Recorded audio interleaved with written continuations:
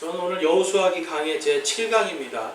지난주에는 아이성의 패배에 대해서 보았고, 오늘은 아이성 승리의 교훈, 믿음과 하나님의 지혜가 승리한다 라는 제목으로 여호수아기 8장 32절에서 35절까지 말씀을 선포하겠습니다. 여러분, 이제 지난주에 아이성이 왜 패배했다고 제가 말씀드렸죠. 오늘 또 오랜만에 오신 분들이 있어서 잘 모르시겠지만 아이성은요, 두 가지입니다. 근데 두 가지지만 또 한 가지예요.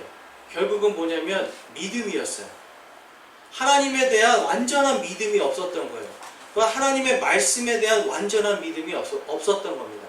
대표적인 인물로 하나님께서는 누구를 지금 말씀하시냐면 아간이라는 사람이었어요. 하나님이 분명히 너희들이 아이성 전에 여리고성을 공격할 때 여리고성 함락을 성공했거든요. 그런데 여기에서 아간이라는 이 사람이 죄를 저질러요. 하나님께서 여리고성을 침범하고 너희가 거기 있는 금과 은과 모든 것들을 다 취할 수 있는데 저주받은 물건, 바로 그것에는 손대지 말라라고 이야기하는데 아간이 그거를 몰래 훔쳐옵니다. 그러니까 그것 때문에 하나님이 다른 게 아니에요. 하나님이 말씀하시고 명령한 거를 지키지 않았어요.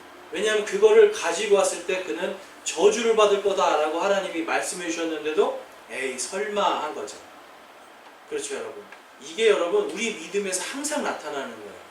요거 작은 거 괜찮겠지, 설마라는 생각을 하는 거예요. 또 아이성을 공격할 때 사람들이 이 여호수아에게 옵니다. 이거는 특히 지도자들이 잘 해야 되는 게, 사람들이 얘기를 해요. 이 정도는 괜찮습니다.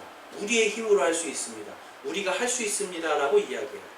근데 여호수아가 거기서 하나님께 의뢰를 해야 되는데 하나님께 의뢰를 안 하는 거예요. 사람들의 말을 듣고 그럼 우리가 합시다 라고 이야기해요. 그래서 3,000명을 보냅니다. 이 아이성이라는 이 작은 성에, 우리가 여리고성이라는 아이성보다 조금 더 큰 성을 이겨봤기 때문에 작은 성쯤은 3,000명으로 될 거다. 그래서 3,000명을 보냈더니 어떻게 돼요? 완전히 져가지고 36명이 죽게 됩니다. 그리고 사람들이 갑자기 마음이 물처럼 녹아버리는 거예요. 물처럼 녹았다는 말은 무슨 뜻이에요, 여러분? 우리가 강한 힘이 있었는데 이게 다 녹아버리고 완전히 그냥 이제는 패배의식 속에 빠져들었다는 걸 이야기할 수가 있습니다. 근데 오늘 말씀은 이제 이 아이성 승리의 교훈이에요. 아이성 패배는 믿음이 없었던 거예요. 근데 아이성의 승리는 믿음으로 승리하는 건데, 거기에다 믿음 플러스 하나님의 지혜가 있었다는 걸 볼 수가 있어요. 그래서 오늘 말씀을 보면 하나님께서는요, 정말 이 손자병법보다 더 지혜로운 병법을 알고 계시다. 특별히 이제 이건 손자병법이 아니지만 지피지기면 백전불태라는 말이 있어요. 무슨 말이에요, 여러분? 지피지기면 백전불태다. 백전불패라고 얘기하시는 분도 있는데 원래 한자로 가면 불태가 맞아요.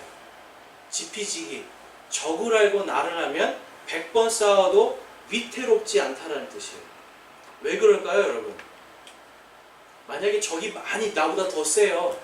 그럼 어떻게 돼요? 난 진다는 게 뻔하잖아요. 그럼 그 싸움을 할 필요가 없는 거죠. 그러니까 100번 싸우는데 나를 알면 아이고 이거는 무조건 항복이다. 그렇죠? 항복하면 목숨이 위태로울 일은 없잖아요. 그렇죠? 전쟁에서 대부분 항복하고 전쟁 안 하고 그냥 바로 항복하면 살려줘요. 그게 사람의 마음이에요. 근데 반대로 내가 비슷한데 내가 요러요러한 방법을 하면 이길 수 있겠다라는 작전이 정확하게 세워지면 어때요? 내가 위태롭지 않고 최소한으로 인명을 살상하면서 최소한 죽으면서 이길 수가 있는 거예요. 그래서 전쟁에서 제일 중요한 건 뭡니까? 적을 아는 겁니까? 아니, 나를 아는 거예요. 나를 알아야 적이 어땠을 때 그거를 이길 수가 있어요. 그런데 아이성 공격에서 이 사람들은 나를 몰랐던 거예요. 처음에 우리는 그냥 이길 수 있다라고, 우리 정도면 충분하다라고 생각했는데 나중에 이 뒤에 보면 이 아이성의 왕이 얼마나 이 지략이 뛰어난가를 우리가 알 수가 있습니다.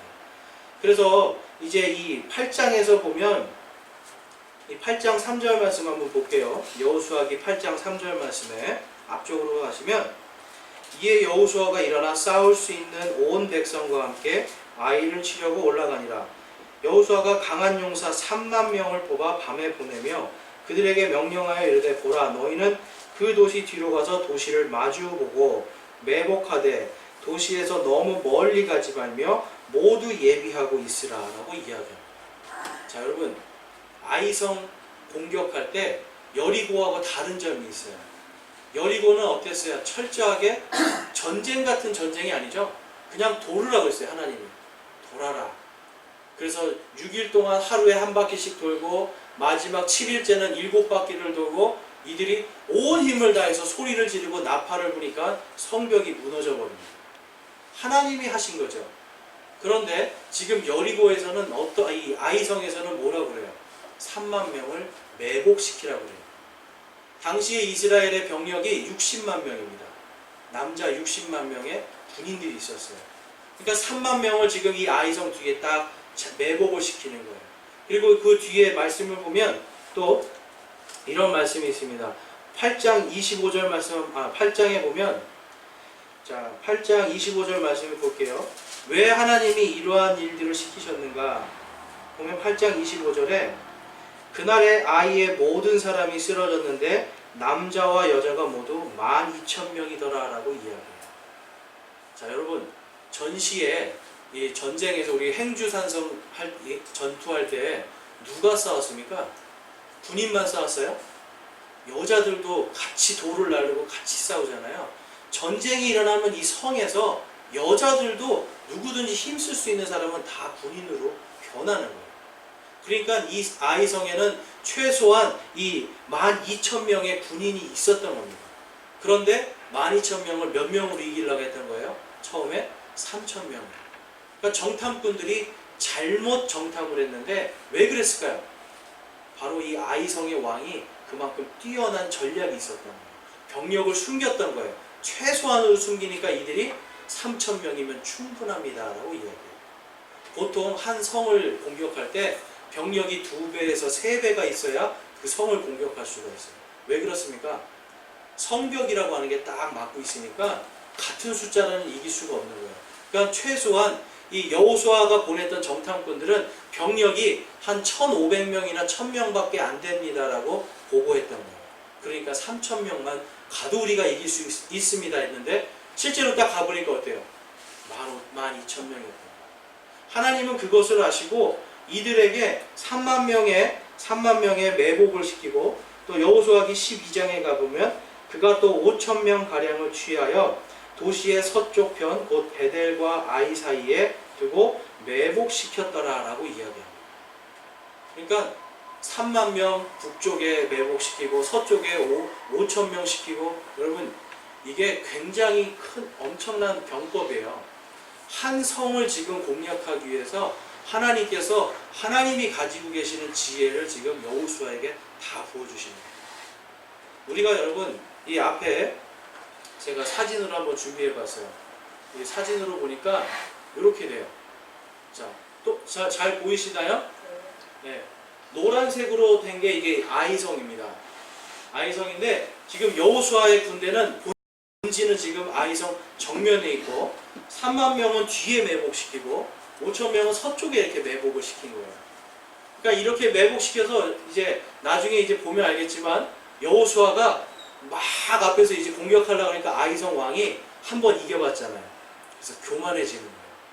이것들이 이제 우리는 충분히 이길 수 있다라고 생각하고 이 아이성에서 높은 곳이잖아요. 밑으로 내려갑니다. 자, 근데 여러분 사람이요. 이게 참 교만해지면 판단이 흐려지는 거예요. 아이성은 산이잖아요. 이 사람들은 천천히 성벽 안에서 싸워본 사람들이에요. 근데 이 사람들이 지금 여호수아의 군대는 평야에 있거든요. 성경에 보면 평야로 내려갔다라고 해요. 그러니까 완전히 교만한 상태에서 성을 비워놓고 평야로 내려가서 싸우겠다고 갔으니 이 하나님의 전략이 그대로 맞아 떨어지는 겁니다. 그래서 여호수아의 군대가 뒤로 도망갑니다. 도망가는 척 하니까 어떻게 돼요? 따라가니까 성벽이 완전히 비어버리는 거예요. 그래서 3만 명과 5,000명이 들어가서 한순간에 아이성을 점령해버려요. 여러분, 우리가 성경을 바라볼 때 우리는 그냥 성경에 있는 내용들이 신화 같기도 하고요. 어떨 때는 이게 그냥 하나님의 어떤 능력으로 막 요술 방망이처럼 하나님이 그냥 뿅뿅뿅 이렇게 하는 것처럼 보여요. 그런데 이 아이성 전투를 바라보면 어떤 걸 볼 수가 있냐면 하나님은 우리에게 때로는 기적도 주시지만 하나님의 지혜로 승리할 수 있게 해주신다는 것을 알 수가 있어요. 여러분 어떤 힘든 일이나 어떤 이 아이성과 같이 나를 대적하는 자들을 만날 때 우리들은 나의 힘으로 자꾸만 해요. 그리고 어떨 때는 하나님의 어떤 기적을 바랄 때가 있어요. 근데 여러분 기적이 아니라 하나님의 지혜를 바라야 돼요. 하나님께 우리는 이 성경 말씀 속에서 우리에게 하나님 지혜를 주십시오라고 간구할 수가 있어야 돼요. 이것이 아이성 전투에서 하나님이 우리에게 믿음과 또한 하나님의 지혜를 구하는 것이 얼마나 중요한지를 보여주고 있습니다. 그래서 여러분 우리가 먼저 볼 수 있는 것은 이 아이성 전투를 통해서 하나님의 말씀을 믿는 믿음으로 승리하는 거예요. 하나님의 말씀을 믿는 믿음. 자, 33절 한번 보겠습니다. 8장 33절.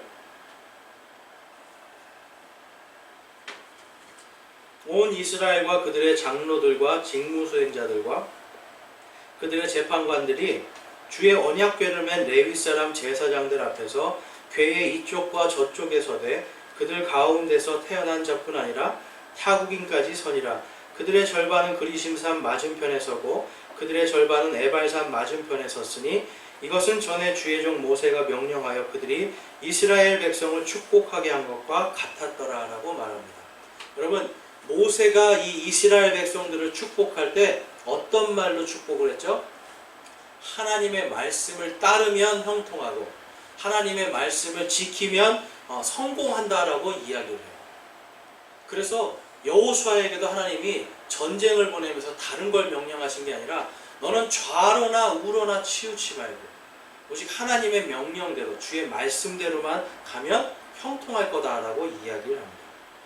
근데 오늘 말씀에 이제 32절의 말씀에 보면 이 하나님의 말씀을 모세가 기록한 이 율법 사본을 율법을 그곳에서 필사를 하는 내용이 나와요. 자, 여러분 성경을 왜 필사를 할까요? 성경을 이 돌들에 새겨도 비가 오면 어떻게 해야 돼요? 바람 불고 비가 몰아치고 그러면 깎여서 말씀에 특별히 이 히브리어는요 점이 굉장히 중요해요. 점과 획이 중요한데 이게 깎이면 완전히 다른 말이 되는 거예요. 그러니까 하나님은요 계속해서 이런 양피지 같은 거에다가 필사를 하게 만듭니다. 그 필사를 한 사람들이 예수님 당시에 누굽니까? 바로 서기관들이에요. 그러니까 이 서기관들은 이때 당시부터 벌써 성경을 필사하면서 계속해서 성경의 1.1획도 변하지 않게 하기 위해서 계속 이들이 노력해왔다는 걸 볼 수가 있습니다. 자, 오늘날도 여러분 성경을 쓰는 사람들이 많이 있어요. 근데 당시에는요 성경을 왜 썼을까요? 이 모세 당시에, 여호수아 당시에 이게 복과 저주기 때문에 이 말씀의 점이 하나 바뀌면 저주가 되는 거예요. 이 획이 하나 바뀌면 저주가 되는 거예요. 왜요? 그 말씀을 잘못 따라가기 때문에. 근데 오늘날은 좀 제가 이제 보니까 성경 쓰는 게 하나의 어떤 내가 복받기 위해서 쓰는 분들이 좀 많이 있더라고요. 여러분 성경은 내가 필사를 다 한다고 해서 복 받을까요? 그게 아니에요. 성경은 그 말씀을 그대로 지킬 때 하나님이 형통의 길을 주십니다. 그러니까 기복주의를 이야기하는 게 아니라 하나님 말씀을 내가 1.1획도 지키겠다. 이것을 내가 간직하겠다라는 이러한 마음으로 우리가 신앙생활을 할 때 하나님이 복을 주시는 거예요. 그래서 이 신명기 11장에 가보면 이제 그 신명기 11장에 모세가 이 여호수아와 이스라엘 백성들에게 다음과 같이 축복하는 내용이 나옵니다. 신명기 11장 26절에서 29절에 보면 보라 내가 이날 복과 저주를 너희 앞에 두나니 너희가 만일 내가 이날 너희에게 명령하는 주 너희 하나님의 명령들에 순종하면 복을 받을 것이요. 자, 우리 27절 말씀 한번 같이 읽어볼까요? 앞에 스크린에 있습니다. 27절 말씀 한번 같이 읽어보겠습니다. 시작. 너희가 만일 내가 이날 너희에게 명령하는 주 너희 하나님의 명령들에 순종하면 복을 받을 것이요. 여러분 말씀에 순종하는 게 우리의 복 받는 길이에요. 근데 오늘날 여러분 우리가 살아가면서 나의 지식이 높아지기 시작해요. 나의 정보가 많아지기 시작해요. 그러면 하나님의 말씀, 하나님의 명령을 따라가기보다는 무엇을 따라가기 시작해요? 나의 지혜와 나의 지식. 근데 나의 지식과 나의 지혜를 뛰어넘는 하나님의 지혜가 있다는 거예요. 하나님의 명령과 말씀이 바로 하나님의 지혜로 쓰여진 거잖아요. 하나님께서 주신 영감으로 쓰여졌잖아요. 그러면 나의 지식과 나의 능력으로 뛰어넘을 수 없는 그러한 문제를 만났을 때 우리는 누구를 찾아야 됩니까? 하나님을 찾는 거예요. 무엇을 구해야 됩니까? 바로 하나님의 지혜를 구해야 되는 겁니다. 그래서 28절에 보면 너희가 만일 내가 이날 너희에게 명령하는 길에서 돌이켜 떠나 주 너희 하나님의 명령들에 순종하지 아니하고 너희가 알지 못하던 다른 신들을 따라가면 저주를 받으리라. 주 내 하나님께서 내가 가서 소유할 땅으로 너를 데리고 들어가셨을 때에 너는 그리심산에 복을 두고 에발산에 저주를 둘지니라 라고 말씀해요. 오늘 지금 이 여호수아가요, 그리심산과 에발산에 왜 사람을 세웠을까요? 아이성 전투에서 교훈을 얻은 거예요. 아이성 전투를 통해서 하나님의 말씀에 순종하지 않고 하나님을 믿지 아니하니까 우리가 죽었다란 말이에요. 36명이 얼마 안 되는 것 같지만 하나님이 볼 때는 귀한 생명이에요. 귀한 생명이 죽었기 때문에 하나님은 다시 한번 여호수아를 통해서 한 6족속은 그리심산에, 6족속은 에발산에, 그리고 또 거기에 누구도 있었다라고 그래요? 어린아이들도 있었고 여인들도 있었고 그 다음에 타국인도 있었다라고 이야기합니다. 이 타국인은 누구일까요? 바로 여리고성에서 하나님을 믿고 구원받은 라합과 그의 가족들입니다. 그러니까 하나님은요, 이 여호수아를 통해서 그리심산에서 하나님의 말씀을, 명령을 다시 한번 새롭게 가르쳐 주시는 거예요. 모든 사람에게. 그런데 말씀에 보면 오늘 8장에 보면 이 8장 33절에 보면 이 장로들, 직무수행자들, 재판관들, 레위인들, 제사장들 막 이렇게 종교 지도자들을 세우는데 그 다음에 보면 타국인들, 그렇죠? 타국인들까지 세우고 그 밑에 보면 이제 그리심산 맞은편에 이 35절에 보면 모세가 명령한 모든 것 중에 여호수아가 이 이스라엘의 온 회중과 여인들과 어린 것들과 그들 가운데 거하는 타국인들. 그러니까 여러분, 당시에 우리는 성경이요, 지극히 남자의 관점에서 써졌다라고 생각을 하는데 그게 아니에요. 성경 말씀은 항상 누구에게? 어린 아이들에게까지도. 지금 여호수아가 창세기부터 여러분 신명기까지 다 읽는 거예요. 율법은 창세기부터 신명기까지예요. 얼마나 길겠어요.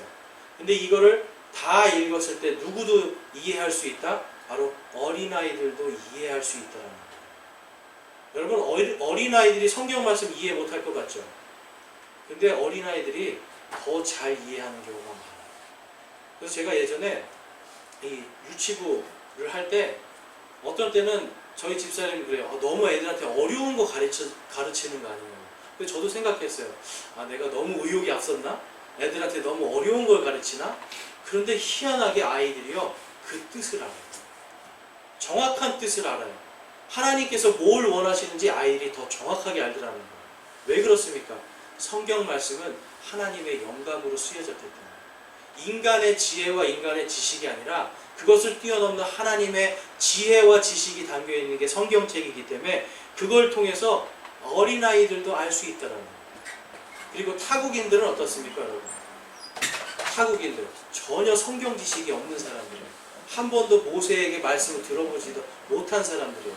그럼에도 불구하고 성경 말씀을 지금 이들이 들을 때에 아멘 하면서 이해할 수 있다는 거예요. 그래서 여러분, 성경은요, 옛날에나 지금이나 쉬운 말로 사실은 써 있어요. 그래서 참 재밌는 게, 내가 믿음을 갖고 예수 그리스도를 영접하는 순간에 성경 말씀은 굉장히 쉬워집니다. 그런데 쉽고 이해가 잘 돼요. 그런데 믿지 않을 때는 어때요? 말씀이 이해가 안 되죠. 그것은 바로 성령께서 역사하시기 때문에 그래요. 자, 여호수아기 우리 1장으로 한번 앞쪽으로 한번 가볼까요? 여호수아기 1장입니다. 1장 7절에서 8절까지 말씀이에요. 자, 오늘 이 말씀을 여러분 중에 이해를 못할지 할지 우리 한번 함께 읽어볼까요? 7절 말씀 함께 읽어볼게요. 1장 7절입니다. 오직 너는 마음을 강하게 하고 심히 용감한 자가 되어 내 종 모세가 내게 명령한 모든 율법대로 지켜 행하고 그것을 떠나 오른쪽이나 왼쪽으로나 치우치지 말라. 그리하면 내가 어디로 가든지 형통하리라. 아멘. 여러분, 이 말씀에서 이해 안 되는 부분 있으세요? 하나님의 말씀을 온전하게 지키면 좌로나 우로나 치우치지 않게 되고 하나님의 말씀대로만 따라가면 너가 형통할 거다라고 이야기해요. 근데 여러분, 우리가 이해하는 거로 끝나는 게 아니라 실천을 해야 돼요. 이스라엘 백성들이 여러분 지난 1900년 동안 온 땅으로 흩어진 이유가 뭔지 아세요? AD 70년, 기원 후 70년에 이스라엘이 완전히 망해버려요. 하나님께서 예언하신 대로, 예수님께서 예언하신 대로 성전의 돌 위에 돌 하나도 남지 않고 성전이 다 파괴가 되고 그들이 전 세계로 흩어집니다. 1900년 동안 떠돌아다니게 돼요. 그 이유가 뭔지 아세요? 바로 하나님의 말씀을 이들이 온전히 지키지 않았기 때문에. 하나님은 계속해서 말씀해요. 너희들이 이 말씀을 지킬 때 너희가 형통할 것이다. 너희가 이 말씀을 지킬 때 너희들의 날들이 길어질 것이다 라고 약속을 해주세요. 그런데 사람들이 그것을 믿지 않고 지키지 아니하니까 그러한 일들이 생기는 겁니다. 우리 신명기 12장으로 한번 가볼까요? 신명기 12장에 가보면 앞쪽에 있습니다. 여호수아 바로 전에가 신명기예요. 신명기 12장에 가보면 12장 32절에 이런 말씀이 있습니다. 내가 너희에게 명령하는 것은 무엇이든지 그것을 지켜 행하고 너는 거기에 더하거나 그것에서 빼지 말지니라 라고 말씀해요. 자, 하나님께서 명령한 것에 어떤 사람들은 거기에 더합니다. 무엇을 더할까요? 나의 생각, 나의 유익을 담아요. 그러니까 성경에 말씀하지 않는데 자꾸 이것이 성경인 것처럼 막 말을 하는 게 있어요. 특히 많은 것이 뭐예요? 교회의 전통들이에요. 성경에 없는 것들을 하는 교회의 전통들. 이러한 것들이 나를 자꾸 올가매기 시작합니다. 이것이 성경에 더하는 거고요. 빼는 건 뭘까요? 특별히 많이 빼는 게 뭐냐면 저주의 말씀이에요. 사실 많은 사람들이 제일 듣기 싫은 말이 뭐예요? 제일 듣기 싫은 말 뭐예요? 저주의 말 듣기 싫잖아요. 안 된다라는 말, 하나님의 말씀을 듣지 않으면 너희들이 멸망할 것이다, 이런 말 듣기 싫잖아요. 그러니까 미국에 가면 조엘 오스틴이나 이런 사람들은 그러한 말들을 다 빼고 가르쳐요. 오직 그냥 하나님을 믿으면 긍정적으로 생각하고 긍정적인 말을 하고 좋은 말을 하면 하나님이 복을 주신다고 이야기해요. 그런데 성경에는 여러분, 오늘도 우리가 아까 읽었지만 성경에는 복과 저주가 동시에 있습니다. 왜 복과 저주가 동시에 있을까요? 저주를 알아야 복이 귀한 걸 압니다. 복이 귀한 걸 알려면 저주가 어떤 건지를 알아야 돼요. 여러분, 천국이 있다라는 거 여러분 믿으시나요? 그런데 지옥이 없다라고 한다면 천국이 별로 귀해지지가 않아요. 이해가 되세요? 지옥이 있기 때문에 천국이라는 것에 내가 가고 싶어지는 거예요. 지옥이라는 게 있기 때문에 믿지 않는 자들이 마지막에 갈 곳, 내가 예수님을 믿지 않았을 때, 구원받지 못했을 때 마지막에 갈 곳이 지옥이라는 사실을 내가 알아야 구원받고 내가 천국에 간다는 게 감사해집니다. 하나님은 성경 속에 오늘 아이성에서도 패배를 먼저 써놓으셨어요. 왜 그랬을까요? 승리가 얼마나 귀한 거를 알게 해주십니다. 성경에는 패한 역사, 수치스러운 역사들이 굉장히 많습니다. 왜 많을까요? 그렇게 수치스럽고 패하고 하나님의 믿음 없는 모습들이 있지만 그럼에도 불구하고 하나님께서 구원해 주시고 용서해 주시고 인도하셔서 결국은 하나님이 승리하시는 것을 보여주는 거예요. 그래서 성경에서 복과 저주가 있을 때 감사한 겁니다. 여러분, 이 사람은요, 언제나 이 야고보서에 가보면 이런 말씀이 있어요. 야고보서 1장 22절인데요. 앞에 스크린에 있습니다. 오직 너희는 말씀을 행하는 자가 되고 듣기만 하여 너희 자신을 속이는 자가 되지 말라. 여러분, 말씀을 듣기만 하는 사람들은 어떤 사람들이라는 거예요? 속이는 자들이라는 거예요. 자신. 왜 그럴까요? 듣고 알아요. 내가 선한 일을 하는 게 뭔지 듣고 알아요. 하나님께서 이웃을 사랑하는 게 어떻게 사랑하는 건지 알아요. 내가 옷이 두 벌이 있는데 옷이 없는 자에게 내 옷 한 벌을 주는 게 이거를 알아요. 내가 가지고 있는 걸 베풀어야 된다는 걸 알고 있단 말이에요. 그런데 듣기만 하고 행하지 않는 거예요. 형제를 사랑하는 것이 당연한 것인데 형제를 미워하고 있어요. 말씀을 들어요. 내가 형제를 사랑해야 된다. 그런데 형제를 사랑하지 않는 거예요. 듣기만 하고 행하지 않는 자는 자신을 속이는 자가 되는 겁니다. 23절에 보면 말씀을 듣고 행하지 아니하는 자는 거울로 자기의 본래 얼굴을 들여다보는 사람과 같으리라라고 말씀합니다. 자기 얼굴을 계속 보고 있는 거예요. 근데 여러분, 남자들이 잘하는 착각이 뭐죠? 거울을 보면서 정말 잘생겼네 그래요. 정말 잘생겼네. 맞죠? 거울 보면 잘생긴 것 같죠? 근데 다른 사람이 보면 어때요? 그래, 잘생겼는데 더 잘생긴 사람도 있어. 그래요. 그런데 말씀을 듣고 행하지 않는 자들은요, 마치 거울을 보고 자기애에 빠져버리는 거예요. 나 이만하면 되지 않아? 이 정도면 나 괜찮지 않아? 라고 하는 사람들이 된다라는 거예요. 그래서 25절에 보면 누구든지 자유롭게 하는 완전한 법을 들여다보면 그 안에 거하는 자는 듣고 잊어버리는 자가 아니요 그 일을 행하는 자니 이 사람은 자기가 행하는 일에서 복을 받으리라. 여러분, 신약 성경에도 동일합니다. 하나님의 말씀을 듣고 그것을 행하는 사람들, 예수 그리스도의 말씀을 듣고 그것을 행하는 사람들은 복을 받게 돼 있는 거예요. 예수님께서 오른쪽 뺨 맞고 왼쪽 뺨 내놓고, 그렇죠? 친구가 어디 멀리 갈 때, 힘든 친구가 있을 때 함께 그 친구가 오리를 가달라고 하면 심리도 가지고, 이러한 것들을 예수님께서 말씀하셨을 때 과연 우리가 그러한 것들을 듣고 아는데 따라하냐라는 거예요. 가난한 이웃들에게 우리가 무언가 도움을 줘야 되는데 듣고 알아요. 하나님께서 원하는 게 그것이라는 걸 알아요. 그런데 하지 않는 거예요. 그런데 만약에 그것을 하는 자들에게는 오늘 말씀에서는 이 사람은 자기가 행하는 일에서 복을 받으리라고 말씀합니다. 여러분, 내 거 하나 띄워주는 게 굉장히 쉽지 않아요. 어떻게 보면 내 재산이 없어지는 거예요. 내가 가지고 있는 거 2개 중에 하나를 남에게 준다는 거는 내게 줄어든다는 소리예요. 그런데 믿음으로 주는 거예요. 내가 이 사람에게 믿음으로, 그리고 하나님께서 명령하신 것을 지키겠다고 하는 그 순종의 마음으로 줄 때 하나님께서 복을 주십니다. 비록 옷 한 벌로 살아도 하나님 안에서 내가 기쁨을 얻을 수 있고 소망을 얻을 수 있는 게 바로 우리의 믿음이에요. 아이성 전투에서 하나님께서 이들에게 지혜를 주신 게 무엇입니까? 어떻게 싸워야 된다는 걸 알게 해주십니다. 왜 그러냐면 바로 하나님 안에 심지어는 이 작은 전투 하나까지도 이길 수 있는 엄청나고 무한한 지혜가 있다는 걸 하나님이 보여주시는 거예요. 또한 이 아이성 그 왕이 어떤 일을 했어요? 이 이스라엘 백성들을 속였거든요. 속인 자에게 하나님은 똑같이 그들에게 똑같은 방법으로 이기게 해주시는 거예요.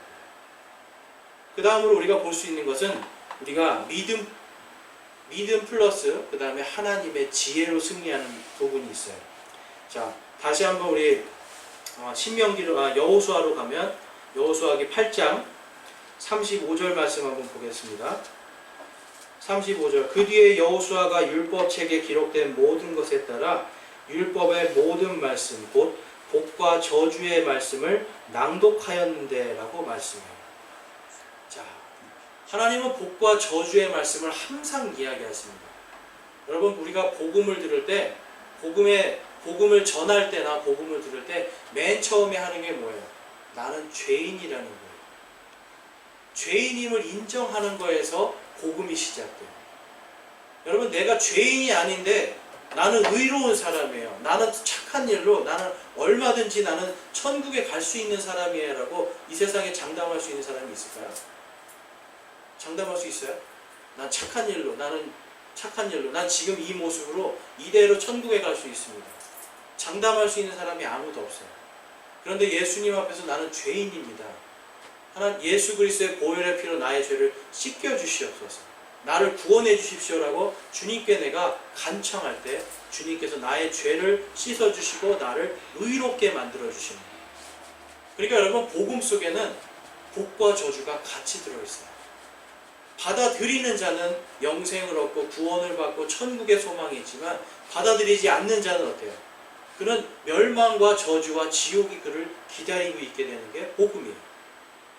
오늘 이 아이성의 전투에서도 마찬가지고, 하나님은 모세를 통해서 이 이스라엘 백성들에게 하나님의 지혜를 구해라, 바로 하나님의 복음의 말씀, 복과 저주의 말씀을 구할 때에 너희들이 하나님의 지혜를 얻을 수 있다는 것을 알려주고 계십니다. 디모데후서 3장 15절에 보면 이 사도 바울이 디모데 목사에게 이렇게 이야기합니다. 또 어린아이 때부터 내가, 이 내가는 디모데를 이야기하는 거예요. 거룩한 성경 기록들을 알았나니 그것들은 능히 너를 지혜롭게 하여 그리스도 예수님 안에 있는 믿음을 통해 구원에 이르게 하느니라. 모든 성경 기록은 하나님의 영감으로 주신 것으로 교리와 책망과 바로잡음과 의로 교육하기에 유익하니 이것은 하나님의 사람이 완전하게 되어 모든 선한 일에 철저히 갖추어지게 하려 함이라. 아멘. 여러분, 이 성경이 이 당시에는 지금처럼 66권으로 다 만들어지지 않았을 거예요. 지금 사도 바울이 디모데에게 여기서 말하는 거룩한 성경 기록, 바로 지혜롭게 하는, 너를 지혜롭게 하고 예수 그리스도 안에서 믿음을 통해 구원에 이르게 하는 바로 그 성경 기록은 무엇일까요? 바로 구약 성경입니다. 여러분, 구약 성경을 우리가 잘 읽고 묵상하면 하나님의 지혜가 들어옵니다.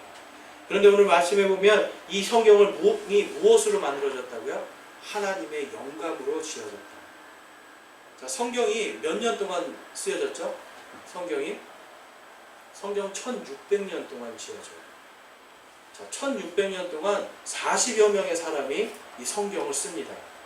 그리고 40여 명의 사람이 이 세 개의 대륙에서 나누어져서 쓰는 거예요. 유럽, 아프리카, 그리고 중동, 이스라엘에서 쓰는 거예요. 그리고 일부는 어디에서 씁니까? 바로 지금의 이란 땅, 바빌론이라고 하는 이란, 이라크 지역에서도 쓰여지는 거예요. 다니엘서 같은 경우. 그러니까 여러분, 이 전 세계에 흩어져 있는 40명의 사람이 동일하게 한 사람에 대해서 이야기하고 동일하게 하나님의 구원이 무엇인지에 대해서 이야기를 하는 게 바로 성경의 구약 성경이에요. 여러분, 이게 가능하다고 생각하세요? 1600년 동안 각각 다 다른 데에 사는 사람들이 동일하게 예수 그리스도를 믿으면 구원을 받고, 이 말씀을 믿으면 복을 받고 믿지 못하면 저주를 받는다라는 것을 동일하게 쓸 수 있다라는 거예요. 왜 그렇습니까? 바로 성경은 하나님의 영감으로 쓰여졌기 때문에 하나님을 믿고 구원받은 자들 안에 무엇이 들어와 있습니까? 바로 성령님께서 들어와 있어요. 성령님께서 우리 안에 들어오는 순간부터 우리는 이 성경 말씀, 하나님이 주시는 지혜를 담을 수 있는 사람들이 돼요. 그런데 문제는 뭘까요? 바로 디모데에게 지금 말씀한 것처럼 이 디모데처럼 이 말씀을 우리가 모르기 때문에, 어릴 때부터 하나님의 말씀을 묵상하고 이 말씀을 내가 알고자 노력하면 하나님의 지혜가 들어오게 되어 있습니다. 그런데 어릴 때부터 이건 나와 상관없는 일이야. 교회 가서 그냥 예배 한번 드리면 되지, 내가 예배 한번 드려줄게요, 그냥 찬양 한번 해주지, 여러분, 이러한 믿음으로는 결코 하나님의 지혜를 담을 수가 없습니다. 구원받았다고 해서 다 하나님의 지혜가 있을까요? 그렇지 않아요.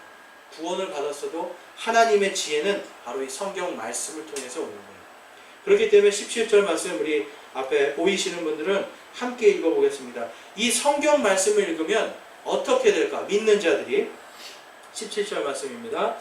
이것은 하나님의 사람이 완전하게 되어 모든 선한 일에 철저히 갖추어지게 하려 함이라. 아멘. 어떻게 된다는 겁니까? 하나님의 지혜를 통해서 모든 선한 일에 철저하게 갖추어지는 게 바로 우리가 읽는 구약 성경이에요. 구약 성경에 유독 많이 사람들의 실수와 하나님께서 내린 저주들, 재앙들, 이러한 것들이 있는 이유가 있습니다. 바로 거기에 하나님의 지혜가 있기 때문에. 또 하나님을 잘 믿는 자들이 어떻게 해서 구원받았고, 다니엘 같은 경우는 여러분, 다니엘의 무덤이 지금도 어디 있어요? 이란에 있어요. 다니엘의 무덤이 지금도 이란에 있어요. 무려 지금부터 약 2500년 전에 살았던 다니엘입니다. 그 사람의 무덤이 왜 지금까지 거기 있을까요? 그가 실존했던 인물이고 그가 하나님께 엄청난 은혜를 받았고 그를 통하여서 페르시아 제국이 서는 거예요. 한 사람이 여러분 역사 속에서 하나님의 영에 충만했을 때 그가 한 나라를 일으키기도 하고 한 나라를 망하기도 합니다. 그런데 이 다니엘의 이야기를 통해서 우리가 무엇을 할 수 있습니까? 하나님의 영께서 역사하실 때 하나님의 백성들이 살아나고요. 하나님의 그 백성이 있는 그 나라가 살아나는 것을 볼 수가 있어요. 그래서 여러분 이 하나님께서 영감으로 주신 이 말씀을 우리가 읽을 때에 여러분 다니엘과 같이 지금 무려 2500년이나 아직도 그 사람을 칭송하는 일이 왜 생기는 거예요? 다니엘을 칭송하는 게 아니라 다니엘의 하나님을 칭송하는 거예요.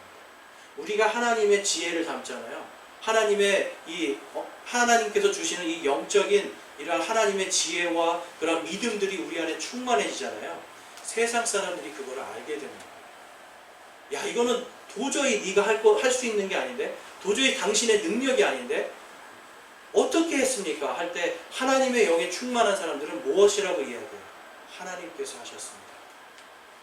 내가 한 것이 아니라 하나님께서 하셨습니다. 제가 이 말씀을 준비할 때 또 생각나는 사람이 있는데 이 사람이요 성남에 있는 지방대학교를 다녔어요. 근데 영어를 굉장히 잘해요. 어릴 때부터 이 인도네시아, 말레이시아 아버지 따라서 전 세계를 돌아다니면서 국제학교를 다녀서 영어는 잘해요. 그런데 한국 수능 시스템 여기에 들어오니까 공부가 안 되는 거예요. 도저히 안 돼요. 그래서 간신히 어렵게 해서 성남 어디에 있는 조그만 대학교를 들어갔습니다. 근데 앞에가 경자가 들어가는 대학교예요. 그런데 이 대학교를 갔는데 이 사람이 날마다 자기 능력으로 나는 영어를 잘하니까 난 할 수 있어 라고 하면서 좋은 회사들에 계속 지원을 해요. 그런데 학교 이름 때문에 계속 떨어지는 거예요. 그러니까 이 사람이 실망을 하겠습니까? 실망을 하지 않겠습니까? 실망이 돼요. 나는 쟤네들보다 영어도 잘하고 국제감각도 뛰어나고 지혜와 지식이 나는 저들보다 더 많은데 학교 때문에 안 된다는 게 자기를 계속해서 좌절하게 만드는 거예요. 근데 어느 날 이 사람이 이 아주 홍콩에 있는 이런 계열의 은행에 지원서를 냈어요. 지원서를 내면서 하나님 앞에 무릎을 꿇은 거예요. 하나님 제 능력으로 할 수 없습니다. 하나님 저는 할 수 없습니다. 그러나 하나님께서 하실 수 있습니다. 하나님께서 이 길을 주신다면 제가 하나님께 지금까지 하지 못했던 하나님의 말씀에 순종하는 삶을 하겠습니다라고 하면서 한 달 동안을 입사 지원서를 내고 무릎을 꿇고 하나님께 기도를 한 거예요. 자기의 능력을 다 내려놨어요. 자기의 지혜와 지식을 다 내려놨어요. 어떻게 됐을까요? 붙었어요. 근데 왜 붙었는지 아세요, 여러분? 이게 정말 그 사람의 간증이 이거를 추리는 사람이 있잖아요. 하나님이 이 사람의 눈을 가려버리는 거예요. 그래서 대학교인데 경희대로 본 거예요. 이 사람이. 그러니까 이야 이거 보니까 외국에도 많이 있었고 영어도 너무 잘하고 근데 경희대야. 근데 자기는 경희대가 아니고 경대거든요. 그러니까 하나님께서 그 사람의 눈을 가려버리는 거예요. 그런데 여기서 또 일이 생겨요. 사장이 이걸 보고 노발대발 난리가 난 거예요. 어떻게 지방에 있는 저 이름도 없는 대학교 사람을 뽑았냐는 거예요. 그래서 이 친구를 잘라버리기 위해서 말도 안 되는 프로젝트를 줍니다. 그런데 이 친구가 하나님께서 붙여주신 걸 알았잖아요. 그래서 제가 하겠습니다. 그래서 말도 안 되는 프로젝트를 2달 동안을 하나님께 무릎 꿇고 기도하면서 하나님 제 힘이 아닙니다. 제 지혜로 안 됩니다. 하나님 오직 하나님밖에 없습니다. 라고 매달린 거예요. 그래서 프로젝트가 성공합니다. 성공해서 어떻게 됐을까요? 홍콩에 있는 사장이 화상 전화를 하는 거예요. 너가 어떻게 이걸 했느냐. 그래서 이 사람이 거기서는 하나님 얘기는 안 하고 내가 이러한 과정을 통해서 이렇게 했습니다. 그랬더니 이 홍콩에 있는 사장이 칭찬하는 거예요. 정말 좋은 인재를 뽑았다. 그래서 이 사람을 뽑아서 잘릴 뻔했던 그 사람도 승진을 하고 이 사람도 거기서 계속 일할 수 있게 되는 거예요. 여러분 하나님의 지혜는요 우리의 상상 너머에 있는 거예요. 이 사람이 만약에 계속해서 교만한 마음으로 내가 할 수 있습니다, 나의 스펙, 나의 능력이면 됩니다라고 했을 때는 되지 않았을 거예요. 근데 하나님께 엎드리고 그 앞에 나에게 기회를 주십시오, 한번 일할 수 있는 기회를 주십시오 할 때 하나님께서 그 기회를 주시는 거예요. 여러분, 이 사람이 뻔히 보면서도 경의대를 경희대로 보는 거예요. 이게 하나님의 역사예요, 여러분. 그래서 이 사람이 저에게 직접 고백한 제가 간증이거든요. 이 사람, 여러분, 하나님의 살아계심을 그때 깨닫는 겁니다. 그리고 나의 지혜가 아니라 하나님의 지혜로는 능치 못할 것이 없다는 것을 알게 되는 거예요. 여러분, 우리는 인생 속에서요, 수많은 어려움들이 있어요. 특별히 이 대한민국이라는 사회 속에 청년들이 여러분 갈 곳이 없어. 그렇죠? 일자리가 없어요. 스펙으로 거절당하고요, 외모로 거절당하고, 키로 거절당하고요, 집안으로 거절당하고, 나를 대적하는 게 너무 많아요. 근데 이 모든 대적들을 이길 수 있는 힘은 무엇입니까? 바로 믿음이고 하나님의 지혜예요. 하나님의 지혜로 나아갈 때 우리는 이 모든 대적들을 능히 이길 수가 있습니다. 왜 그렇습니까? 능치 못하시는 일이 없는 전능하신 하나님의 지혜이기 때문에 그래요. 여러분, 그 지혜가 어디 있다고요? 바로 이 성경 말씀에 있어요. 이 성경 말씀에 있다는 건 내가 못 믿겠어요. 여러분, 믿으면 형통하지만 믿지 못하면 형통하지 못해요. 성경 말씀을 저는 맹목적으로 믿으라는 게 아니에요. 말씀을 읽다 보면 그 안에서 하나님이 주시는 지혜를 분명히 발견할 수 있습니다. 왜 그렇습니까? 하나님의 성령이 나를 인도하시기 때문에. 우리가 하나님의 말씀에서 떠나서는 결코 이 세상의 어떤 대적도 능히 이길 수가 없어요. 이 세상을 잡고 있는 마귀의 권세를 능히 이길 수가 없습니다. 그래서 이사야서에는 이제 한 번 더 보면, 이사야서 11장 1절 2절 말씀에 보면 우리가 지금 믿고 있는 예수님이 어떤 분이신지를 이사야가 이렇게 대언을 합니다. 이새의 줄기에서 한 막대기가 나며 그의 뿌리에서 한 가지가 나서 자랄 것이요. 이것은 지금 이새는 다윗의 아버지고요, 예수님은 다윗의 자손이에요. 그래서 이새의 줄기라는 건 지금 예수님을 이야기하는 거고, 그 한 막대기가 일어난다는 거예요. 주의 영, 곧 지혜와 명철의 영이요 계략과 능력의 영이요 지식과 주의 두려움의 영께서 그 위에 머무시며. 예수님 안에 지금 무엇이 있어요? 주의 영이 계시는데 지혜와 명철의 영이고 계략과 능력의 영이고 지식과 주의 두려움의 영께서 그 안에 계십니다. 우리가 그분을 믿고 그분을 받아들일 때에 우리 안에 하나님의 지혜, 하나님의 명철, 명철은 영어로 understanding이에요. 이해할 수 있는 능력, 그리고 계략과 능력과 지식과 주님을 두려워하는 이러한 것들이 우리 안에 들어오기 때문에 그 하나님의 말씀을 통해서 우리는 형통의 길로 갈 수가 있어요. 여기에서 보면 한 막대기가 나오는데 영어로는 로드입니다. 로드. 로드가 뭐예요? 막대기. 그렇죠? 낚싯대 이런 거예요. 근데 요한계시록에 가면 이 예수님이 바로 로드 오브 아이언이라고 해요. 철로 된 막대기, 철장. 이것으로 이 땅의 모든 악한 것들을 다 부셔버릴 때가 온다라고 요한계시록에서 이야기해요. 지금 우리 안에 계시는 예수님은요, 힘없는 예수님이 아니에요. 지혜가 없는 분도 아니고 지식이 없는 분도 아닙니다. 오직 하나님의 영으로, 하나님의 지혜로 충만하신 분이 바로 예수님이에요. 그래서 그 예수님 안에 거할 때 우리도 그분의 능력과 권능을 우리가 가질 수 있다는 겁니다. 예수님 안에 거할 때, 예수님의 바로 이 말씀 안에 거할 때 우리에게 하나님의 지혜가 들어오는 겁니다. 여러분, 예수님 믿으시죠? 예수님을 믿는다면 하나님께서 주시는 이 지혜의 말씀을 여러분 안에 담아야 돼요. 마음판에 새겨야 돼요. 오죽하면 하나님께서 이마에다가 붙이고 손목에다가 감아가지고 그 말씀을 항상 묵상하라고 했을까요? 여러분, 이 말씀이 있으면 형통할 수 있다는 거예요. 이 땅에서 살아가면서 여러분, 누구 탓을 하고 다른 어떤 내가 이길 수 없다고 좌절할 게 아니라 우리가 하나님의 말씀으로 돌아가면 좌절이 아니라 승리입니다. 하나님의 말씀으로 들어가면 하나님의 지혜와 또 하나님을 믿는 믿음이 나를 승리로 이끄는 거예요. 그래서 오늘 말씀을 통해서 여러분, 이번 한 주간 아이성을 승리했던 이 교훈, 믿음과 하나님의 지혜가 승리한다는 거예요. 여러분들 마음속에 하나님의 지혜가 있습니까? 여러분들의 생각 속에 하나님의 지혜가 있습니까? 그러니까 여러분들의 삶 속에 하나님의 믿음이 있습니까? 이번 한 주간 여러분 하나님의 믿음과 하나님의 지혜를 구하면서 이번 한 주간 승리하시기를 주님의 이름으로 축원합니다.